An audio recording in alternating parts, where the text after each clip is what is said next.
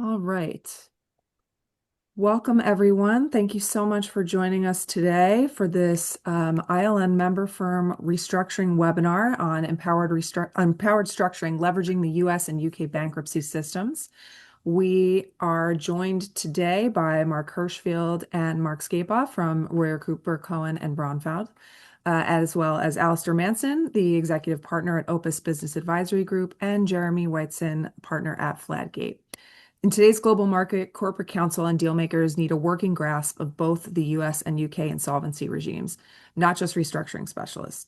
This session reframes transaction planning through a downside lens. What if the worst happens? Presenters will compare the system's strengths and challenges, highlight stakeholder protections, and show which contract provisions preserve value when markets turn, with practical guidance for spotting and planning around risks, especially in new or cross-border ventures.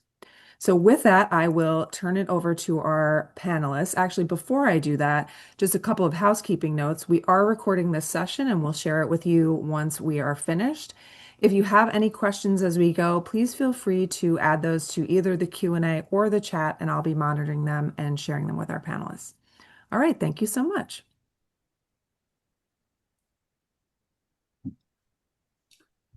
Panelists, would you like to introduce yourselves? Sure. So my name is Mark Hirschfield. Welcome to the webinar, everyone. It's nice to be here today. I head up the bankruptcy practice and restructuring practice here at Royer Cooper Cohen Braunfeld. I've been here for almost 10 years, and before this, I worked at three large law firms before coming here. In terms of my practice, I do both debtor and creditor work, as well as out-of-court restructurings, and also debt financings. Good morning or good afternoon to everyone, depending on where you are.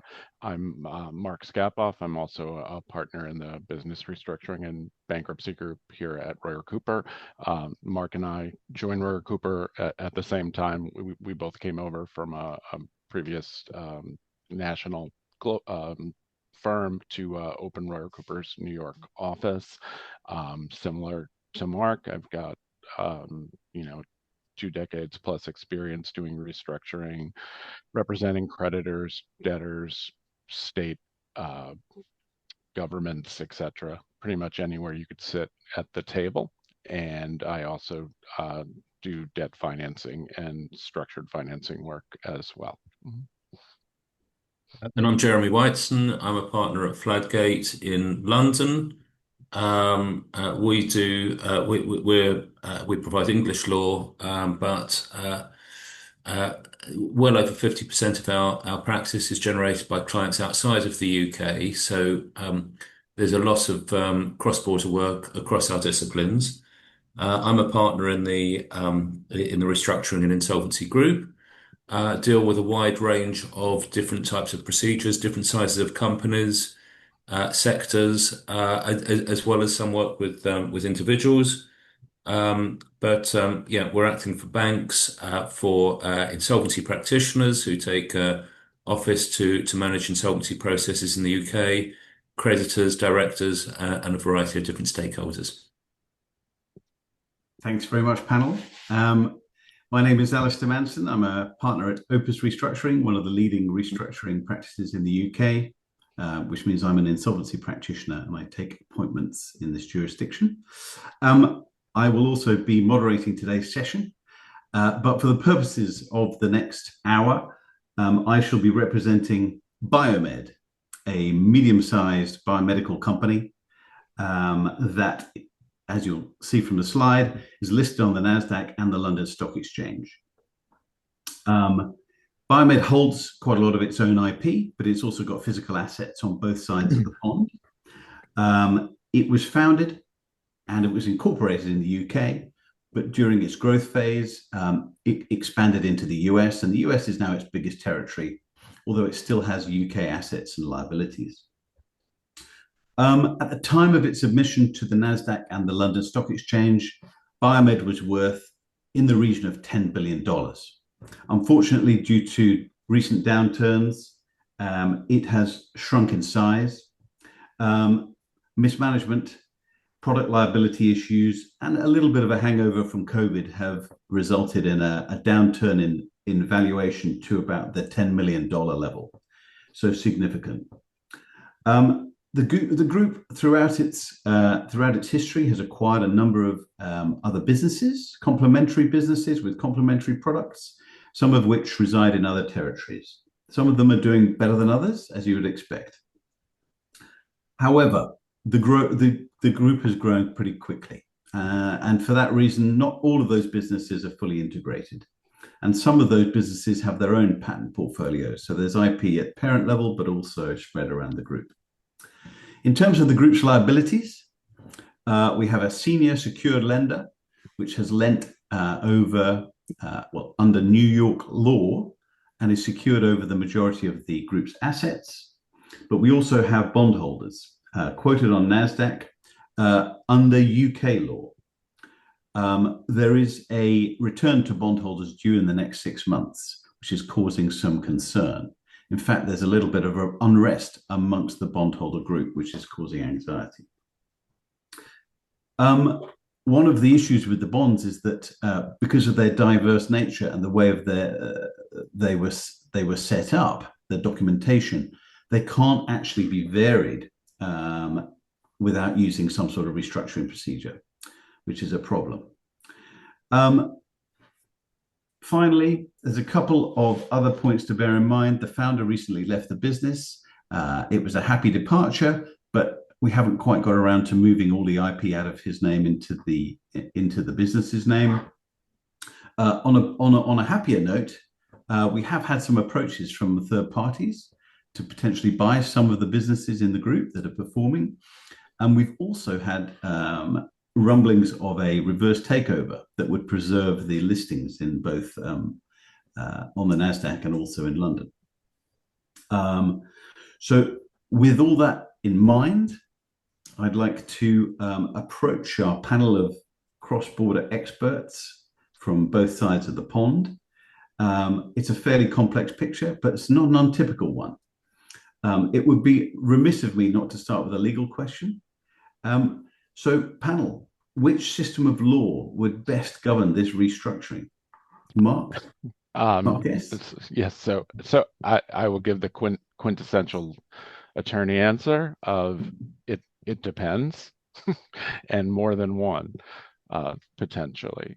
So on the facts presented, and being a U.S. practitioner, I can look at these facts, and except for these tricky bonds under UK law, which I'll let Jeremy talk about, this is actually quite well set up to have the entire proceeding governed by U.S. bankruptcy law and the underlying contract laws. So the important thing to note about bankruptcy is there actually isn't very much substantive federal bankruptcy law in the United States.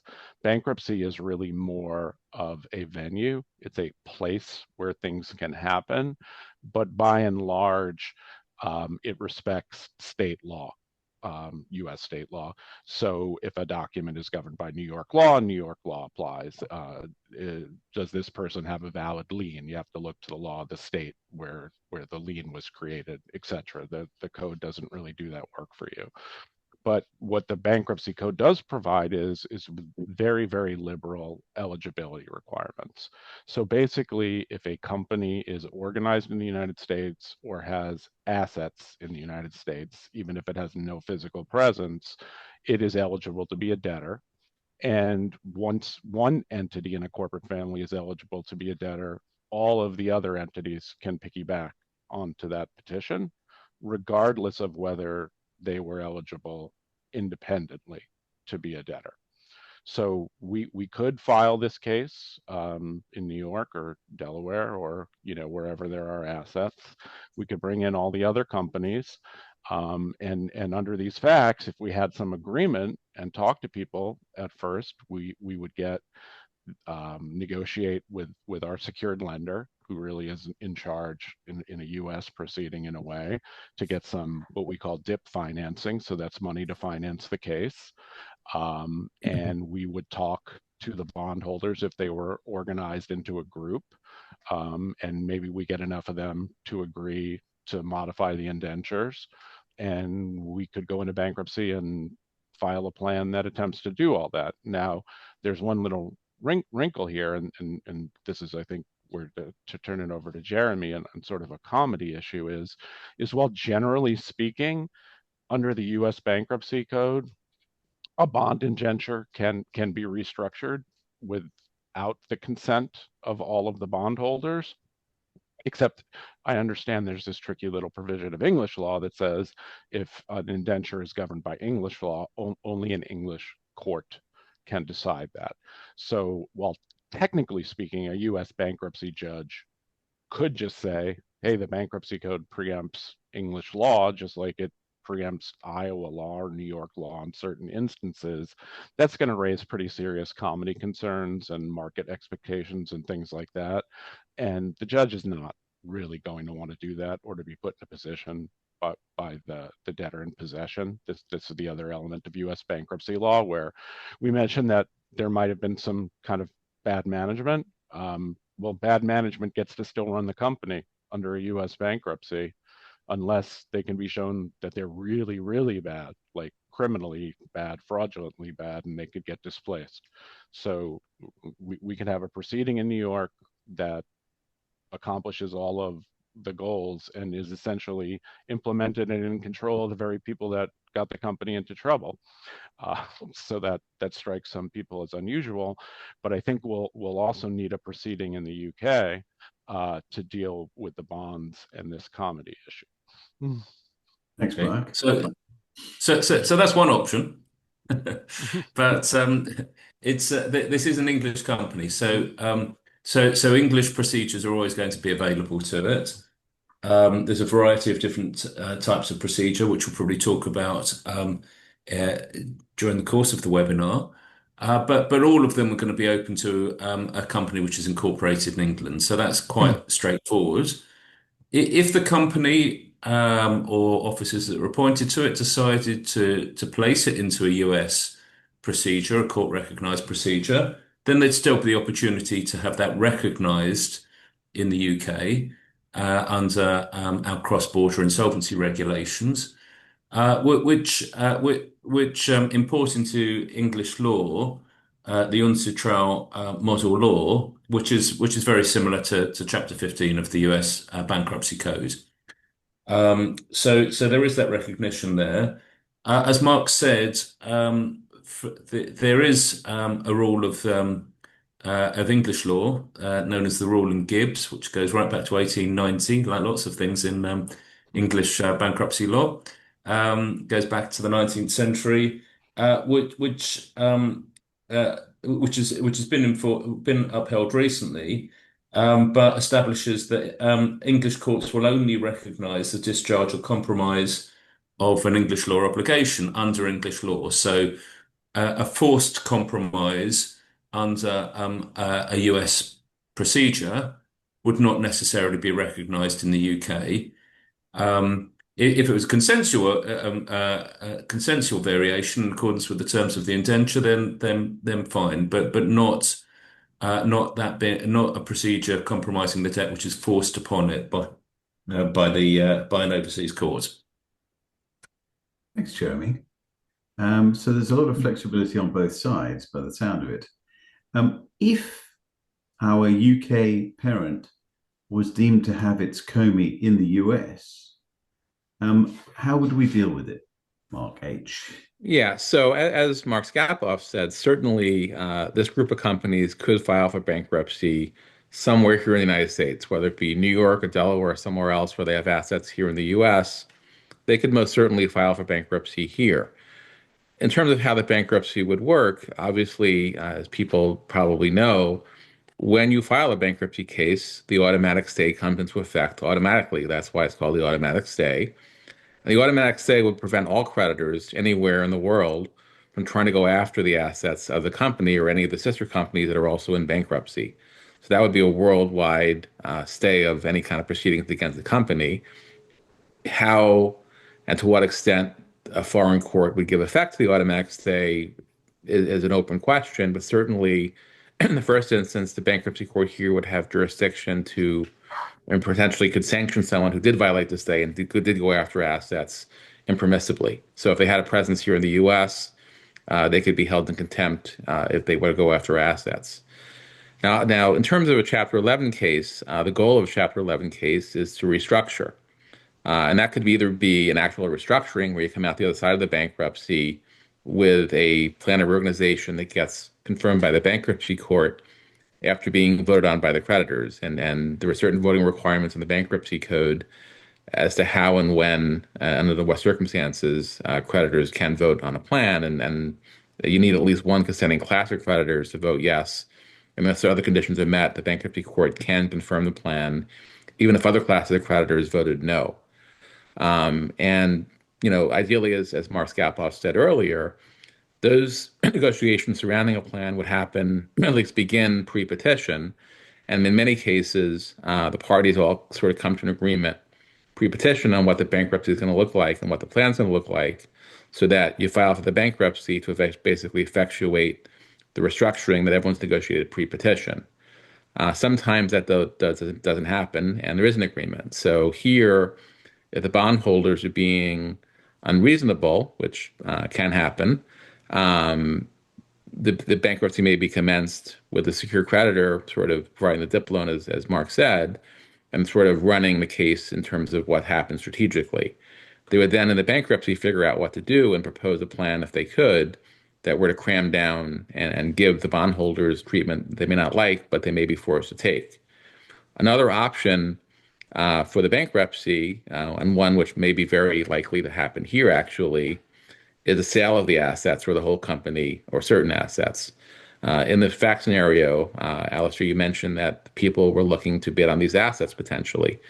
So if this company is not going to be viable, if everyone's decided that this company as a going concern is not going to be viable given the current state of affairs and markets and whatnot, it may be better to sell the company in the bankruptcy to a third party or multiple third parties.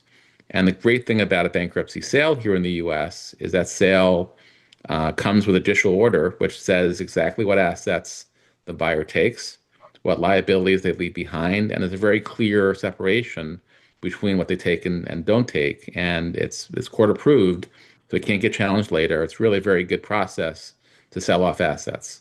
So I think either restructuring through a plan of organization, or more likely in this scenario, a bankruptcy sale would likely be the outcome. Yeah, just one little thing to build on yours, because this is a sort of fundamental element of the U.S. Bankruptcy Code. Alistair, you mentioned before that not all the IP is actually owned by the Yeah. debtor. What wasn't actually assigned over properly by the founder. So a fundamental principle of U.S. bankruptcy law is a debtor cannot take into bankruptcy a greater interest in its property than it had at the moment of filing. So if it only had an asset it thought it owned, but it didn't own, it doesn't own it in bankruptcy, and it can't sell it in bankruptcy.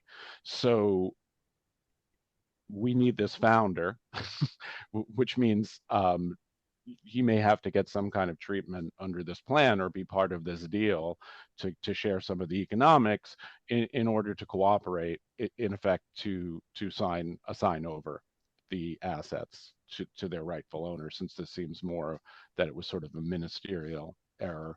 That it was inadvertence. It wasn't anything untoward or anything like that, but that could come up to the extent that the debtor wants to sell these assets, and maybe the founder doesn't, and all of a sudden he realizes he still owns it, and maybe he wants to start a competing business, or he wants to sell them to someone else. So now you're going to have that ownership dispute dealt with in the bankruptcy court, and the bankruptcy court has the authority and the power to do that. That's sort of it's superpower, if you will, in the sense of it is a place where all of the disputes can be centralized and adjudicated. And I wouldn't say quickly in a relative sense compared to the US judicial system, where if you're in district court, non-bankruptcy court, it could take years and years to resolve a dispute like this. In the bankruptcy court, it could happen in months. And so months may seem like a long time compared, in other jurisdictions, but that's like light speed by US legal standards. Mhm. Thanks, Mark. I can certainly see that the US Bankruptcy Court has some significant advantages. Jeremy, what happens if we find that the Comey of Topco is actually in England?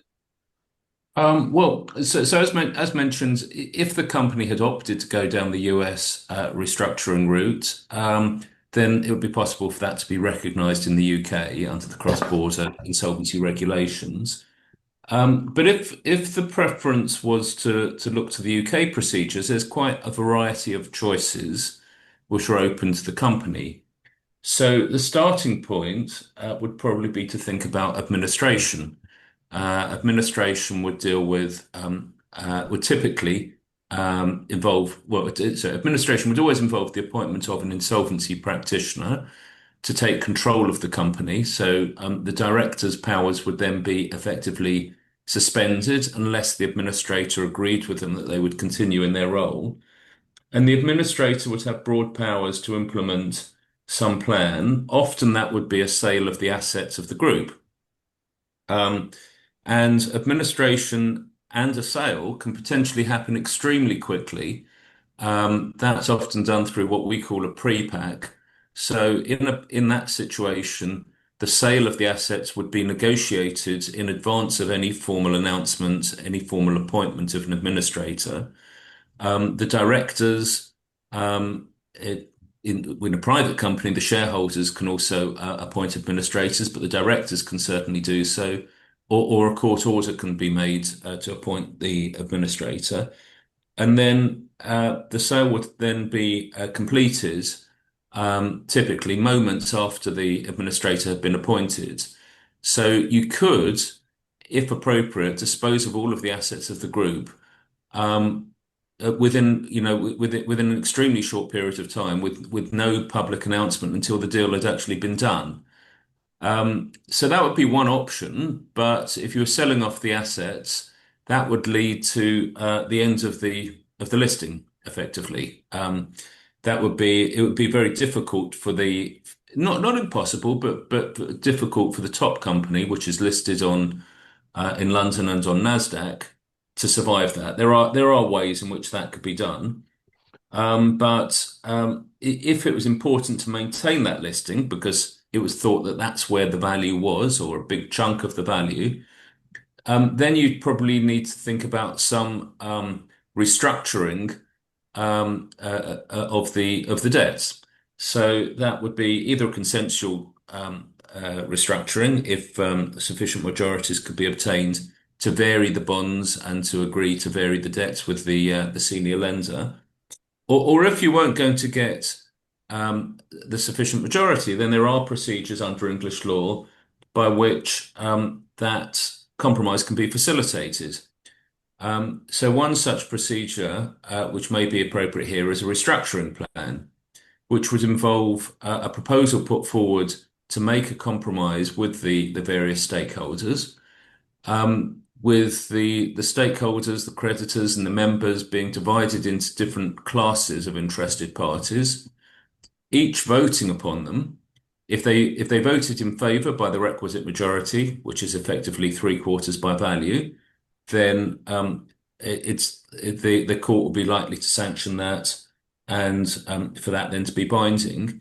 But even if some classes voted against, it's still possible under the restructuring plan for the court to sanction the proposal, and for that to take effect, despite the fact that some groups have opposed it. Now, there are thresholds to that, and there's various protections along the way to ensure that there's fairness to the different parties. In particular, no group of stakeholders should be worse off than under the relevant alternative. They would look at what would happen to the company if it didn't do a restructuring plan, and each group of stakeholders should get at least as good an outcome as they would on the relevant alternative. But it is possible to force through a plan which has some level of opposition.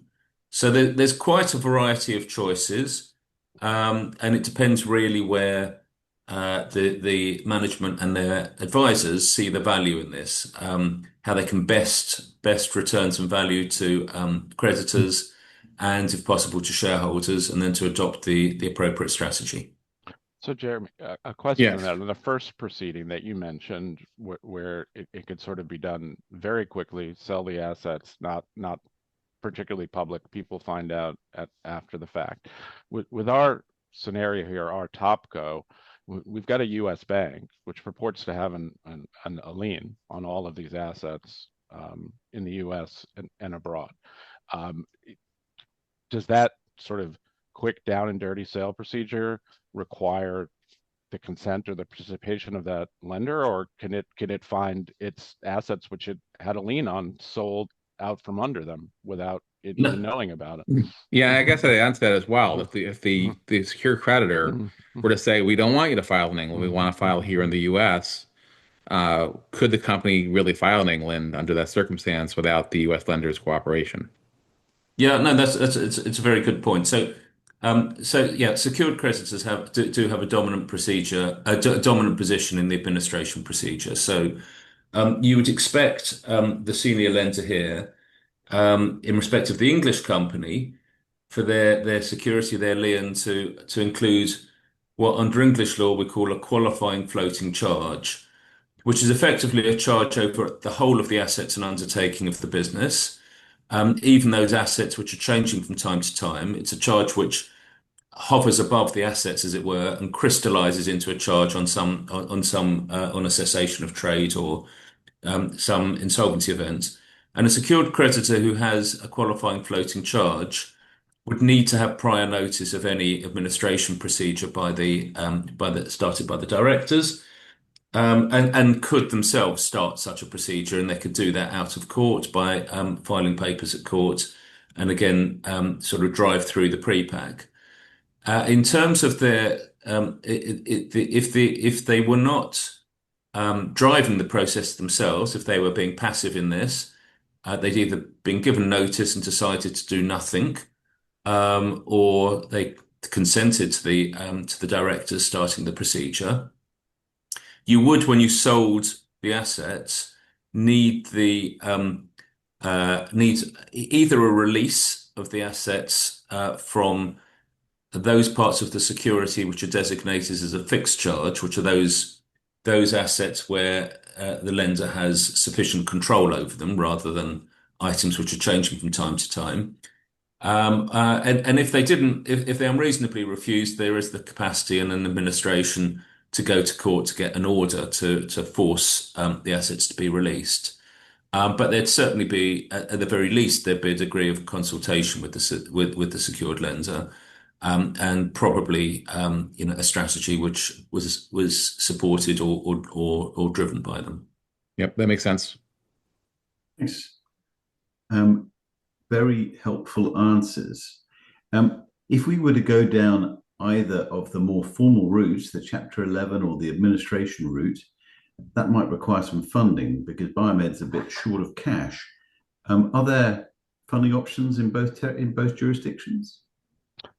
I guess I'll start on this. So in the U.S., Chapter 11, which is the reorganization chapter here, has an express provision in it that allows for a debtor to go out and borrow money post petition. So we call it debtor in possession financing to fund its case, and that they can borrow that as unsecured, secured, etc. But to incentivize lenders to make money to bankrupt companies, which is not necessarily the most intuitive idea or business model if you try to go out on that.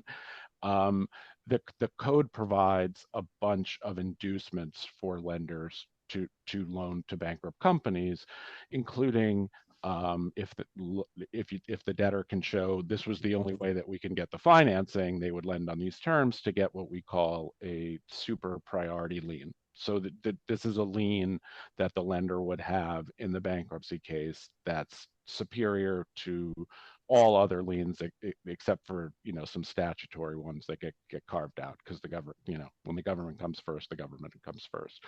And so what this typically means is that In the US, the first place you'd go to look to finance your case would be with your incumbent lender, because while you have the option to go out and get another lender, you have to provide what's called adequate protection to the existing lender to prime their lien, which means that you're setting up potentially, if that lender doesn't go along with it, a fight very early in the case on the actual valuation of the company and the collateral, which is not really in anybody's interest often at that point in time, because you don't really want to know that number in some ways, because that provides negotiating room and leverage on all sides. Whereas if the court fixes a number very early on, you could get stuck with a result that you don't want.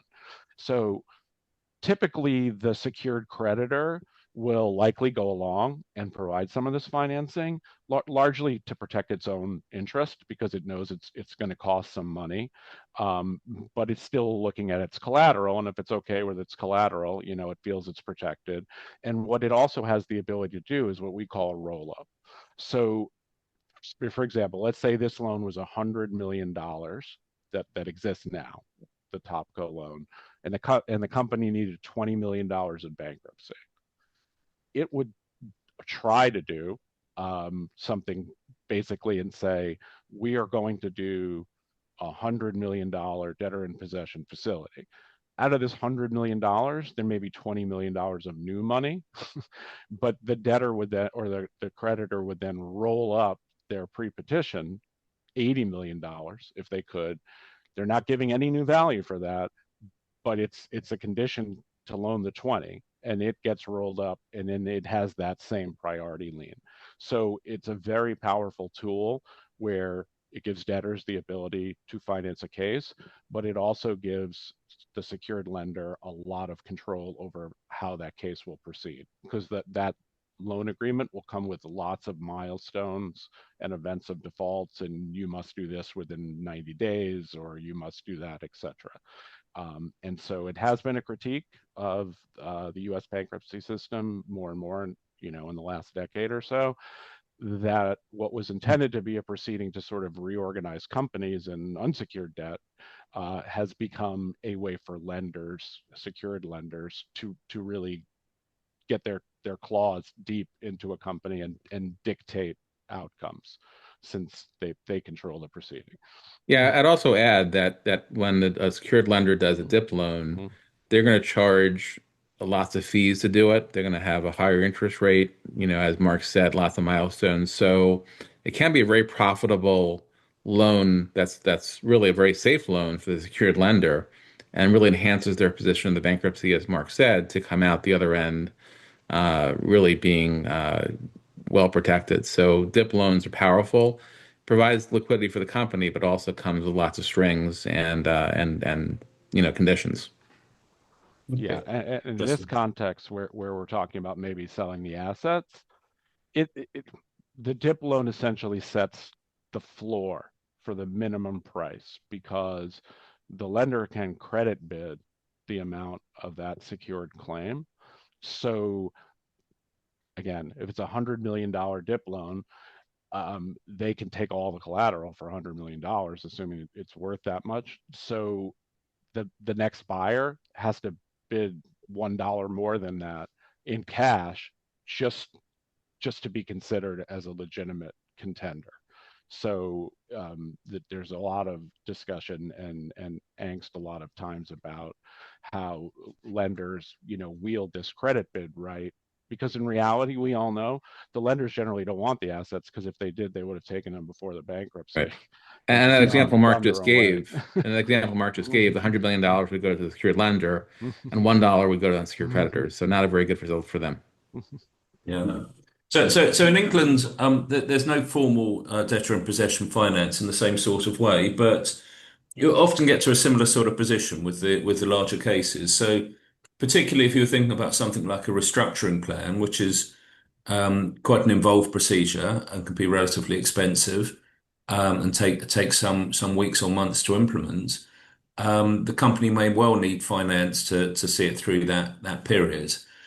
So where you've got a secured creditor in place, as we have here, the obvious place to go would be to that secured creditor to see if they're willing to advance money to see the procedure through. And without that, some of the procedures might not be available because of the time and the finance required, the costs of implementing those procedures, which the company might not be able to bear without the external finance.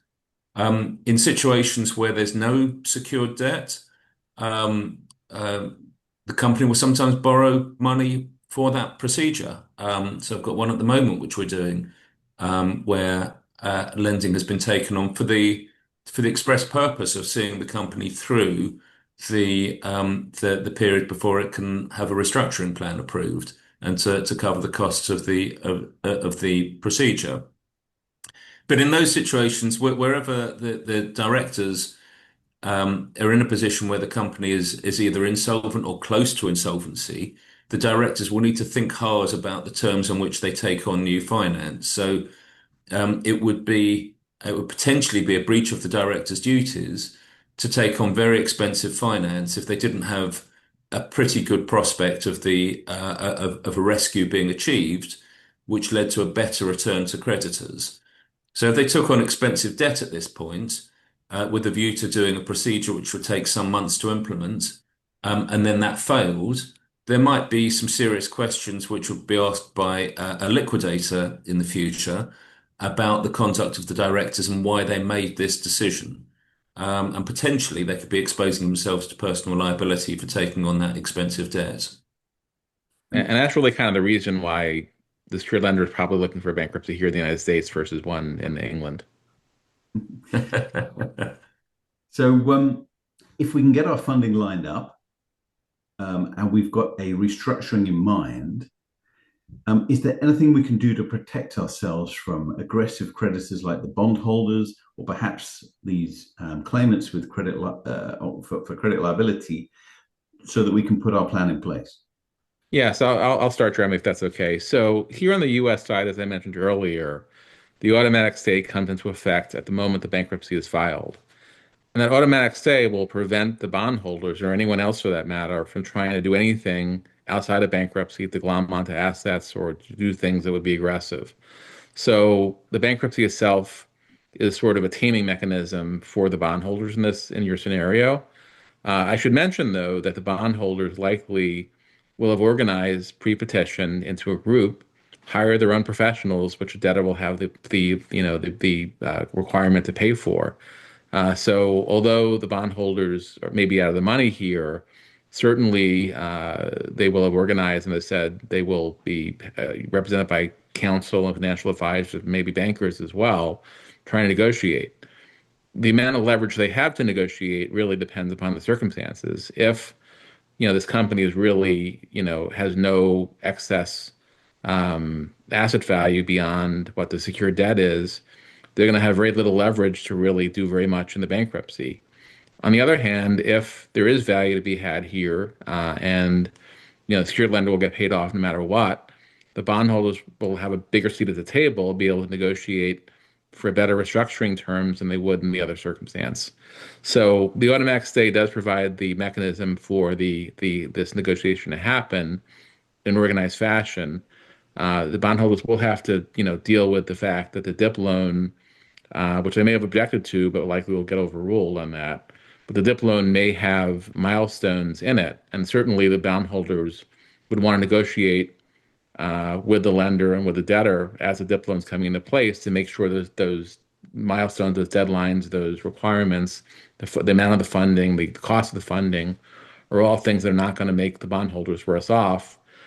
The leverage to do that again depends upon the economics of the case, but in certain cases they'll have a lot of leverage to do that. In other cases, not very much at all. Probably more on the not much at all side in many cases, but they can negotiate that, and they'll want to negotiate that because if they sort of get those milestones in place that favor the secured lender and really disfavor the other creditors, the case is really over from their perspective before it started. So it's all negotiation, and the real question is who has the leverage at the negotiating table for all of these issues that come out throughout the bankruptcy process. Yeah, and here I think it's important for folks live in our distress world to understand something that we take for granted, probably, but others don't when we're talking about bondholders and are going to get a recovery in these things. We've already seen these are unsecured bonds and they trade. At one point, they traded at par.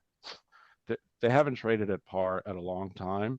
And the fact remains, all the par investors are out at this time because there's a Or whole they should be world, if they weren't. or they should, yeah, or they have some explaining to do to their credit committee. But by and large, they're out and they've been replaced by private credit and other funds that makes their money by trading in distressed debt. And so when we're talking about getting a deal for bondholders, is there money there? Is there this? We're not talking like the widows and orphans who had a bond and they were looking for their 7% coupon payment every quarter, and and this sort of old school notion of a bond is this boring staid investment. Instead, you had people, we saw a market cap that went down from $1 billion to $10 million. So presumably the bonds have traded similarly, and you may be able to have bought them up at 5, 10 cents on the dollar. And so all you really need to do is get a deal here that gets them to be worth 15 cents, say. And a return from bought at 10, got value at 15, whether that value is in equity in the reorganized debtor, or it's in a cash payment, or it's in some other form, is a huge return. It is much larger than the return as if you were that par investor. Right. So we're dealing with very sophisticated people who are looking to make money at the margins. And you do that in the US system by making noise, by making trouble, by getting yourself in the mix to effectively just get other constituents to say, you're not worth the trouble. Like, we're going to pay you to get out of the way here. Yeah. And you But, may but very not, importantly, yeah, but yeah, very go ahead. importantly, Yeah. no one's going to know what the bondholders bought in at. So if you know Yep. they bought in at 5, if you give them 8 or 10, they're going to be thrilled. But you're never going to know that because they won't disclose it, and the bankruptcy court can't require them to disclose it. So it's a guessing game where they got in to figure out how much profit they need to get out. So that's really one of the leverages that the bondholders have is to make noise in hopes that something falls from the sky into their pockets. So the English system then is slightly different. So it depends which line you go down. If it's in administration, there is a broad moratorium which would stop creditors taking action against the company. If it was a restructuring plan or certain other procedures, there's no automatic stay in that sense, but there are powers of the court to restrict particular actions. There isn't really the same sort of level of negotiation through the procedure as has been explained by Mark and Mark for the US procedure. It's much more rule based. But it's incumbent on the directors or the insolvency practitioner to behave in a way which is fair to all of the creditors. So the secured creditor has powerful rights in insolvency, but they can't abuse those rights to exploit the system for their own benefit. They too can be in breach of fiduciary duties to other creditors. If, for instance, they took the assets at a value which equated to their debt, but wasn't a fair valuation of the assets, and so disadvantaged other creditors. So there is protection for all of the stakeholders, but not so much through negotiation, more through the rules which are imposed on the people who have to operate in the system. That's really helpful. Thanks very much. If we do manage to get a sale of the business at a top level, what's going to happen to the assets and the liabilities in territories outside of the US and the UK? Well, through an administration, in administration, the administrator can sell assets anywhere in the world. They may need, they may need to take local advice for assets outside of the UK, particularly in relation to assets like land, where there's going to be local registrations. And it may be that you need some sort of local recognition order for the administrator's powers. In respect of a restructuring plan, if we were going down that line, or other debt compromise procedures, then the directors would continue to have power to dispose of assets in accordance with what had been proposed to creditors. So there would be the power to do it, but you might need local recognition orders. Yeah, and the result is very similar here. The U.S. Bankruptcy Court also has the power, at least theoretically, to sell assets anywhere in the world. Um, but practically speaking, if they were to sell assets in England in this circumstance, that governed by English law, you'd want to have a proceeding in England, an ancillary proceeding commenced there to effectuate what the U.S. court has done. So I think in this situation, I think that the outcome is pretty similar, that the respective courts, can do what they're going to do, but would need to, the other folks would want to get recognition, the other jurisdiction to effectuate the sale and to make sure that the local authorities and local people abide by it. Um, that's going to be useful in this situation. Um, if there's a hint of mismanagement that may have occurred in the past here, how would the officers and the directors of this group be treated by creditors and perhaps even by public authorities themselves? Sure. Well, as a preliminary matter here in the U.S., as Mark Skapoff said earlier, these people who mismanage a company get the privilege of mismanaging it during the bankruptcy as well, because they stay in possession and they run the company through the bankruptcy here in the U.S., subject, of course, to the bankruptcy court's oversight. If the mismanagement is bad enough to get to be gross mismanagement or criminal or something like that, parties in interest, including the creditors or the U.S. trustee or whomever else, can move for a Chapter 11 trustee to be appointed to come in and displace management and pull them aside. But more to your question, assuming the mismanagement is not that bad to rise to that level, which in most cases it's not, suits against the management themselves would not be automatically stayed. The managers, the company, the officers, the directors, or whomever can get sued in state court or federal court, non-bankruptcy court, for whatever they might have done. However, it sometimes is possible for the debtor to make a motion to the bankruptcy court, for the bankruptcy court to extend the stay to include the directors and officers as well, on the theory that their participation in the bankruptcy is necessary, and ultimately all of a suit against because usually identification for the officers and directors, a lawsuit against the CEO of the company is really a lawsuit against the debtor because of this identification claim. So the bankruptcy court may say that action and say, look, if you want to bring that action, bring it here in bankruptcy. I want to have everything before me versus something happening somewhere else.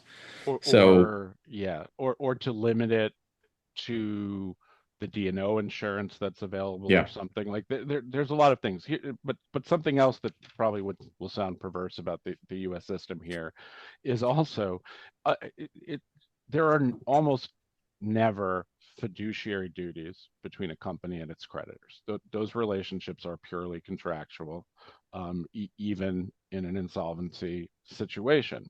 And so even if the company was mismanaged, breach of fiduciary duty claims belong to the company. They are an asset of the company against its insiders because they're the victims of the breach. And so only the debtor has standing and the ability to sue the very management that's still running it. And so to have some checks and balances, the Chapter 11 also provides there's an official creditors committee, and that creditors committee is there to act as a monitor of the debtor. If it's very clear that, for example, an insider of the debtor took out a bunch of money right before the bankruptcy, like maybe they all declared a dividend and filed the next day, that's a fraudulent transfer, and the debtor won't bring that lawsuit, the creditors committee can apply to the bankruptcy court to get derivative standing to bring that in the name of the creditors. So the U.S. bankruptcy is part of the reason why they're so expensive is because there are so many people who get a seat at the table and get a say, or are there ostensibly to act as sort of a check and a balance, and or different competing pressure points to sort of keep the system honest.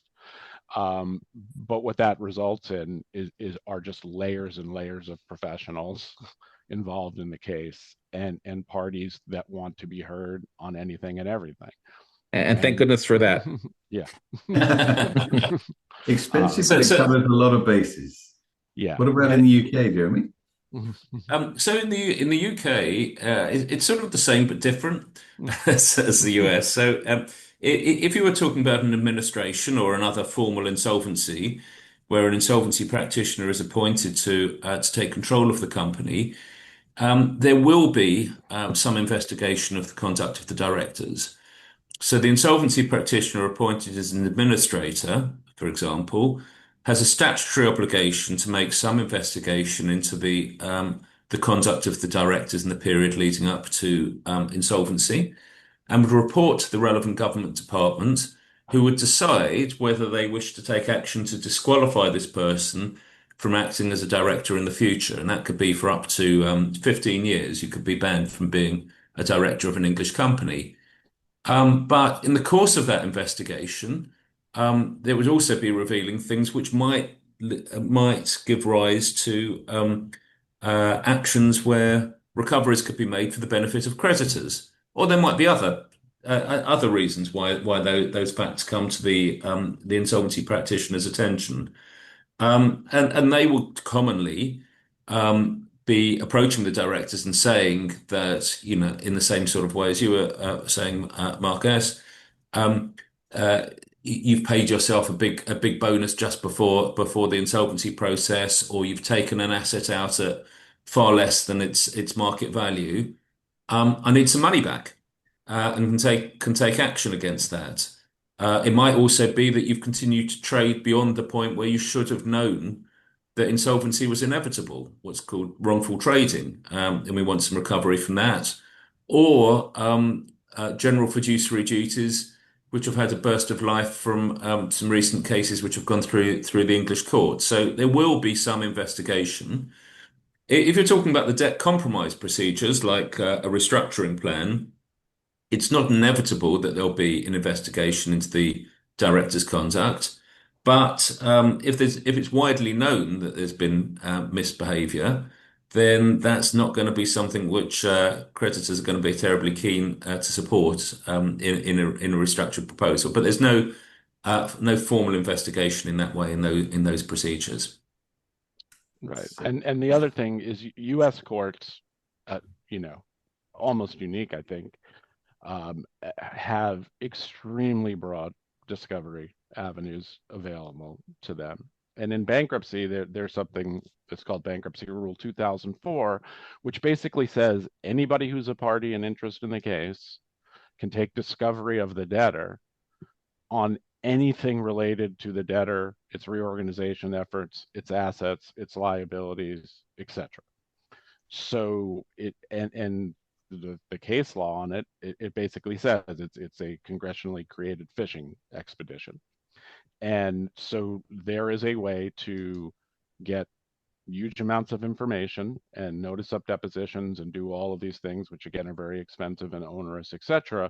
But they are a way to put pressure on people, because what often happens is that at the prospect of someone going through all of your emails as this management over the last 5 years, you may very well all of a sudden become agreeable to a plan that takes your equity away, but you get a release. And you don't have to show your emails, right? And so that's a uniquely, I think, U.S. mechanism or ability, which for a lot of people keeps them away from the U.S. bankruptcy courts or dealing with disputes in the U.S. precisely because they do not want that level of scrutiny and transparency. Thanks, Well, Mark. there's certainly broad powers in English procedures, in the formal insolvency procedures, to obtain information from any party that may be holding that information, not only officers of the company, but advisors and people who've dealt with the company. But yeah, it's I don't think we're allowed to have fishing expeditions. We've got to have a reasonable basis for applying to court for that information. Yep. Coming over here to fish. Yeah. Yeah. Just to round things off, as you can see, Biomed's in a pretty difficult situation, and we've got some pretty anxious creditors around. How would we have done things better to get a better outcome if we'd been able to talk to you guys earlier? And that's really the key. I mean, the last part of what you said is really the key. Starting earlier. It's usually the case, many times, almost always the case, that people will come to us at the very last minute and say, "Here's where we are. We're going to run out of cash very quick," or we have, the bondholders are stomping on our door, or there's going to be some kind of a proceeding next week. At that point, it's really, in some cases, almost too late to do very much. In this case, the value went from 10 billion to 10 million, a huge decrease, and that had to happen over a period of time. And had they come to either Jeremy or Mark and me earlier in the process to figure out what was happening and where things were going wrong, there might have been ways to fix it, either as an operational issue or operational fix by hiring a financial consultant, such as yourself, Alistair, to come in and take a look and figure out what's going on and how things can be made better operationally. Or if that's not possible, to sort of figure out what we could do legally, either at a proceeding here in the US or in the UK or somewhere else. Because invariably, the more assets you have, the more value you have to divvy up, the easier the proceeding is going to be. It's when you get to a circumstance where the secured lender is either underwater itself or on the bubble, that's where really things get difficult because people get real defensive and there's less value to divvy up, and therefore less options on how to proceed. So starting early is really, the best advice that I think any insolvency professional anywhere in the world can give to anyone. If you're seeing issues, don't wait forever. I had a situation at one of my prior law firms where this was a uniquely U.S. circumstance, but they came to me a year and a half before they knew the bonds were going to default. So we had a year and a half to sort of fix things. And in that case, if they'd gone into bankruptcy, it would have been a real problem for the board of directors. Not going to get into why, but it would have been a very big issue for the board of directors in terms of their own liability and perhaps not just civil liability. But because we got the case so early, we were able to do things and negotiate and really work things out to prevent a bankruptcy. So in that case, nobody was happy, but everyone was equally unhappy, which is the best result you could hope for. So getting us involved early is really the key. Yeah. Great. No, I 100% agree with that. Start early and you'll have more options open to you. Wonderful. Are there any questions from the audience? Do we know? We don't have any questions at the moment, but if anybody would like to ask any of our presenters, you can drop them in the Q&A box or the webinar chat right now. And while we wait and see if there are any closing questions, I just want to thank everybody for being here, especially our panelists. And I also will pass along their contact information to everyone when I send out the recording. So if you do think of a question after the webinar has concluded, you can feel free to reach out to any of our panelists directly. Thanks very much. Thank you. Okay. I'd also Thank like you. to thank the panel for their fantastic answers. Thank you, everyone. Yeah, thank you. Bye-bye. Bye-bye. Bye.